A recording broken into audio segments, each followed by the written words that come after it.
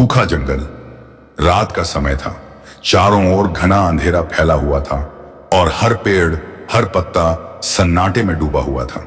आरव और उसके 3 दोस्त एक जंगल के किनारे खड़े थे। यह जंगल भूखा जंगल के नाम से कुख्यात था और इस जंगल में जो भी गया कभी वापस नहीं लौटा। यह जंगल इंसानी आत्माओं से अपनी भूख मिटाता था।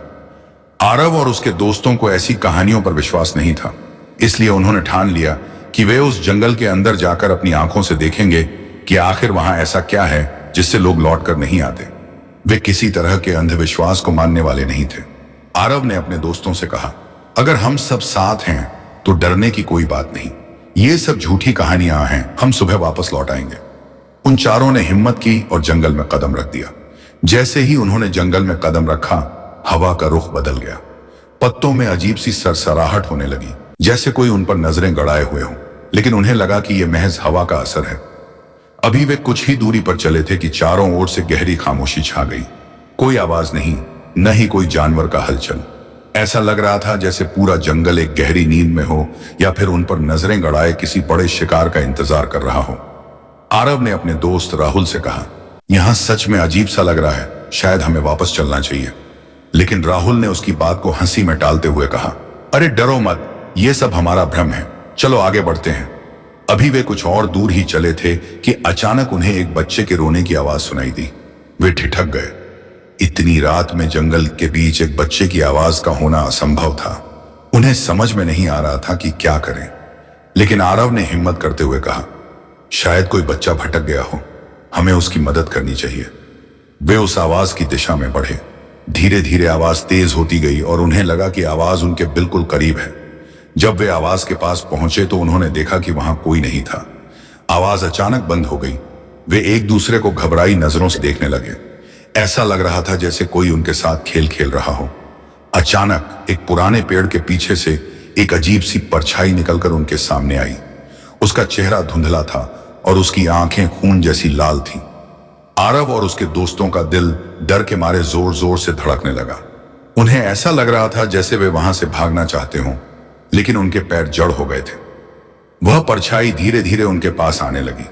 उन्होंने उसके चेहरे को देखना चाहा, लेकिन कुछ साफ साफ दिखाई नहीं दे रहा था। तभी परछाई ने एक खौफनाक आवाज में कहा, तुमने इस जंगल में कदम रखने की हिम्मत कैसे की? राहुल ने डरते हुए कहा, हम सिर्फ यहां देखने आए थे, हमें माफ कर दो। परछाई ने खौफनाक हंसी हंसते हुए कहा, यह जंगल भूखा है और तुम लोग इसके लिए भोजन हो।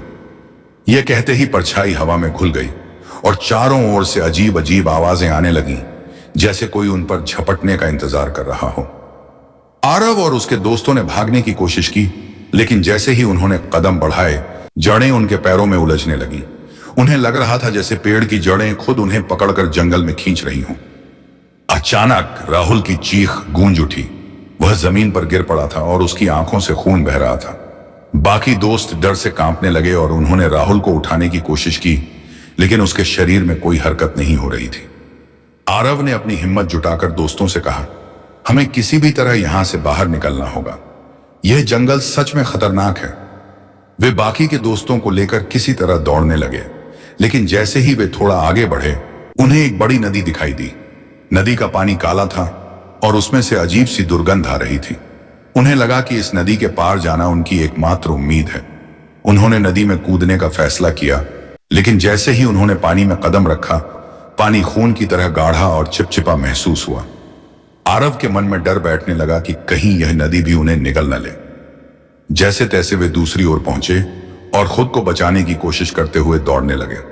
तभी उन्होंने देखा कि जंगल के हर पेड़ के पीछे से किसी की आंखें उन्हें देख रही हैं। पेड़ की शाखाएं मानो हाथ बन गई हों और वे उन्हें पकड़ने की कोशिश कर रही थीं। अंततः वे थक कर एक जगह रुक गए। अचानक उन्हें महसूस हुआ कि उनके आसपास का माहौल बदल गया है। चारों ओर एक रहस्यमयी धुंध छा गई और उस धुंध के बीच में एक विशालकाय आकृति दिखाई दी। यह आकृति जंगल का मालिक था, भूखा आत्मा जो हर इंसान की आत्मा को निगल जाता था। वह आकृति धीरे धीरे उनके पास आने लगी और बोली, तुम लोगों ने मेरी भूख को जगाया है, अब तुम लोग वापस नहीं जा सकते, तुम सब इस जंगल का हिस्सा बन जाओगे। यह कहते ही उसने अपना विशाल मुंह खोला और एक एक करके उनके दोस्तों को निगलने लगा।